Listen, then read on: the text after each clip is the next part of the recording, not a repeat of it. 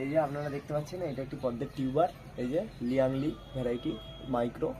আর এই যে এখানে গামলাটা আমি রেডি করে নিয়েছি, নিচে লেয়ার করে গোবর সার দেওয়া আছে, আর তার সাথে নিমখোল, হাড় গুঁড়ো, শিংকুচি দেওয়া আছে, আর সাথে অল্প একটু পরিমাণ এনপিকে 19-19-19 দেওয়া আছে।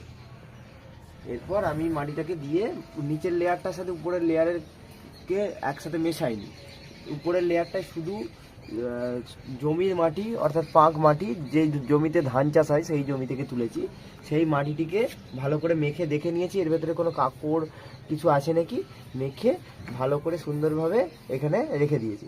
এরপর এই যে দেখতে পাচ্ছেন লিয়াংলির টিউবার, এই টিউবারটিকে আমি এখানে প্রতিস্থাপন করছি। এই যে মাটিটা খুবই নরম, এতে বসাতে কোনো অসুবিধা হচ্ছে না। এই যে আমি এইভাবে রাখলাম টিউবারটিকে, এরকমভাবে আস্তে আস্তে ঢুকিয়ে দেবো। শুধু এই যে দেখবেন যে এই যে গ্রোয়িং টিপ সামনের দিকে থাকে, এইটা যেন একটু উপরে থাকে, দিয়ে বাকি অংশটাকে চাপা দিয়ে দিলাম। এরপর আস্তে আস্তে এটাকে জল দিয়ে ভর্তি করে দেবো। এই যে এইভাবে ধার ধরে ধরে জলটা দিয়ে দিচ্ছি আমি।